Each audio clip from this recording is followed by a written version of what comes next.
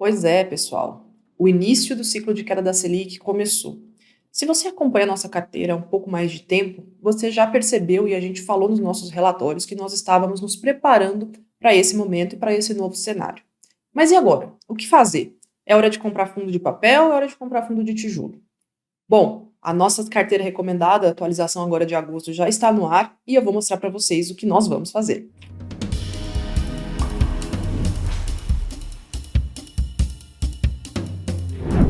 No acumulado do ano de 2023, o IFIX já valorizou 12% aproximadamente. Muito dessa valorização é justamente devido a essa expectativa de queda da taxa de juros que está se concretizando agora.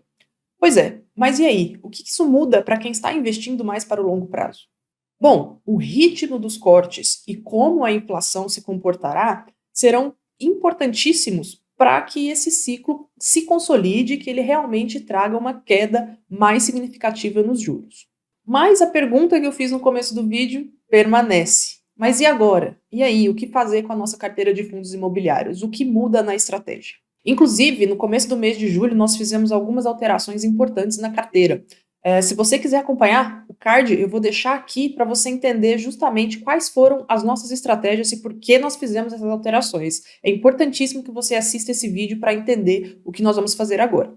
Então tá, para responder essa pergunta do que fazer e tudo mais, vamos olhar para a história. Esse gráfico aqui vocês já viram, eu tenho certeza que se vocês acompanham o meu relatório, vocês já viram esse gráfico, eu gosto bastante de colocar tanto ele quanto o gráfico que fala um pouquinho, que mostra ali o cupom da NTNB, mas vamos colocar esse aqui na tela agora para a gente entender melhor o que está acontecendo. Bom, aqui está. Eu vou falar mais sobre essa região aqui, ó, essa primeira região pontilhada. Veja, isso foi lá em 2016, tá? No comecinho de 2016. O que estava acontecendo? Ali a gente tinha a Selic a 14,25 e ela ficou por 14,25 por um bom período, tá? Então aqui no comecinho de 2016 a gente tinha aí provavelmente um dos menores valores do IFIX em termos de pontos, que foi registrado aí desde quando o IFIX iniciou, né? E aqui sim a Selic em valores bastante elevados ali, a 14,25, como eu mencionei. Bom, o que aconteceu? Veja que antes mesmo dos primeiros cortes na taxa Selic, a gente viu a valorização do IFIX, justamente aqui mostrado por essa linha verde mais clara, tá? Então veja, a gente não teve nenhuma alteração na taxa Selic, mas quando a gente olha o IFIX, ele já se valorizou consideravelmente, mesmo antes da Selic começar a cair.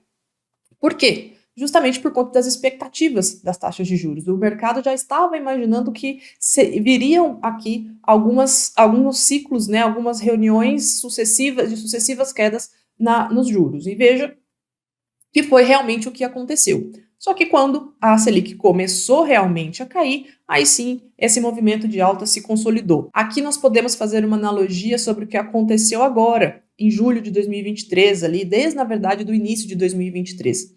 A Selic estava estabilizada em patamares mais elevados, mas nós vimos, como eu mencionei no início do vídeo, aquele aumento de praticamente 12% no IFIX. Seria aí mais ou menos algo similar com o que aconteceu anteriormente na história. E vejam que, mesmo assim, a Selic caiu até 6,5% e o IFIX acabou andando de lado durante esse período, até que uma nova sinalização de corte viesse, então ele atingiu o seu topo histórico ali no começo de 2020. Tá? Então, por que eu estou mostrando isso para vocês? Justamente porque algumas pessoas podem até estar achando que perderam já essa valorização aqui. Sim, a gente tem sim que essa primeira fase aqui de valorização do IFIX pode sim já ter passado, mas a história nos mostra que quando essa queda é realmente sentida nos investidores que estão ali ainda muito expostos à renda fixa, por exemplo, a gente pode ainda ter uma valorização expressiva do IFIX nos próximos meses ou anos.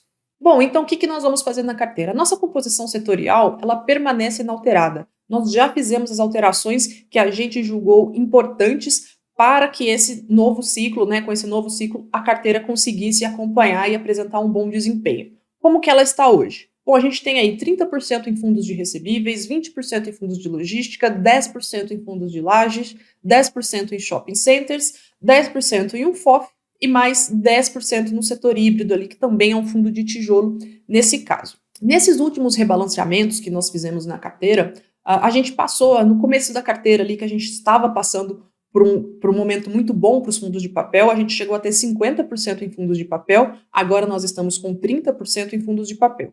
Isso possibilitou que a gente conseguisse aproveitar os bons rendimentos dos fundos de papel, ao mesmo tempo que a migração permitiu que nós comprássemos bons fundos de tijolo a preços bastante atrativos agora nesse primeiro ciclo de alta do IFIX. Então fizemos algumas boas compras ali de fundos de tijolo, depois vocês acompanhem no relatório que tem lá o desempenho por ativo também. Então nós podemos dizer que a nossa carteira ela continua baseada em 3 pilares importantes. Primeiro pilar dele, a primeira estratégia da carteira é justamente a aquisição de bons fundos de tijolo a preços em que na nossa análise estão muito bons. Isso vai possibilitar um bom ganho de capital, além de trazer também um excelente ganho recorrente previsível em dividendos.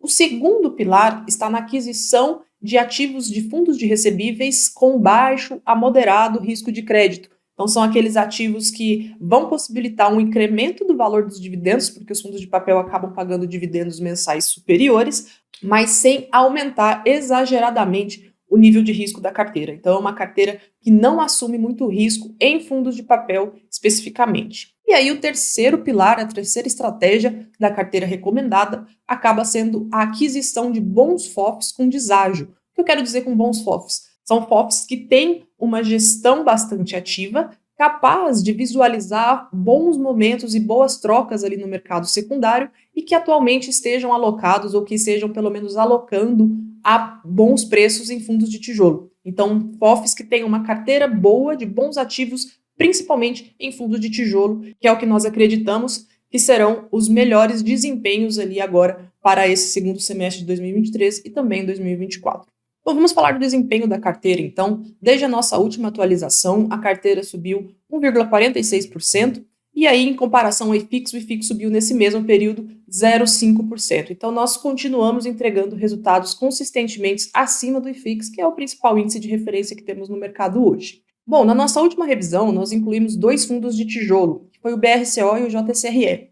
Bom, o BRCO, desde a entrada na carteira, ele valorizou em mais de 3,5%, mas a gente ainda acredita que ele tem um espaço bastante grande para conseguir continuar crescendo, entregando bons resultados, tá? Então, mesmo que já tenha tido essa valorização ali em menos de um mês da recomendação, isso não é motivo para que a gente retire o ativo da carteira ou que a gente diminua a exposição ao fundo. Bom, no retorno acumulado, a gente também está com um desempenho superior ao IFIX. A nossa carteira apresenta um desempenho aí de 10% aproximadamente, né, desde o começo da carteira, frente a cerca de 7% do IFIX. Então, é um desempenho ali que a gente tem entregue esse resultado consistentemente acima do IFIX, e em especial nesses últimos meses, esse resultado tem sido atribuído aos fundos de tijolo e também ao FOF que está presente na nossa carteira, que já tem um resultado expressivo bastante interessante e ainda está sendo negociado com deságio. Eu vou trazer aqui também 3 fatos que movimentaram os ativos que estão recomendados na carteira. O primeiro deles é o ALZR11. O ALZR finalizou sua 6ª emissão de cotas. Nessa emissão, a LZR conseguiu a captação total, então agora ele tem aí aproximadamente uns 300 milhões de reais em caixa. A gente está monitorando e acompanhando, porque agora o LZR precisa fazer boas aquisições, ele precisa fazer uma alocação bastante eficiente, diligente, que consiga trazer um retorno superior para o cotista. Então é importante, a gente vai continuar acompanhando e trazendo maiores informações assim que divulgadas. Já o BRCO, que eu comentei agora há pouco também sobre ele, o BRCO, ele anunciou uma rescisão parcial e antecipada no Bresco Contagem, que é um galpão ali na região metropolitana de Belo Horizonte. Essa rescisão foi feita pela Magazine Luiza, que pediu aí essa rescisão antecipada. Bom, essa é uma notícia, claro que negativa, mas é uma área consideravelmente pequena no portfólio do BRCO. Essa rescisão parcial antecipada representa aí menos de 2% da receita. Então, apesar de ser sim uma notícia negativa, a gente espera que o fundo consiga logo e em breve novos locatários, porque é um galpão que está praticamente dentro da cidade de Belo Horizonte, tem um bom padrão construtivo e sempre teve uma ocupação histórica bastante elevada. Bom, o terceiro fato vem do CPTS, tá? O CPTS, ele anunciou uma distribuição de proventos maior do que a do mês anterior, então ele passou ali de uma distribuição de 85 centavos por cota para 88 centavos por cota. E uma informação interessante que ele trouxe também no relatório diz respeito à sua carteira de fundos imobiliários. Para quem não sabe, né, o CPTS, ele possui ali uma boa parte do seu patrimônio líquido em cotas de outros fundos imobiliários. Essas cotas de fundos imobiliários, ele sempre traz como está o desempenho desses fundos caso ele venha a realizar uma venda hoje. Até o mês passado, caso o CPTS vendesse todas essas cotas a mercado, ele teria um prejuízo de 66 centavos por cota. Agora, nesse mês, esse prejuízo já diminuiu bastante, foi para 22 centavos por cota.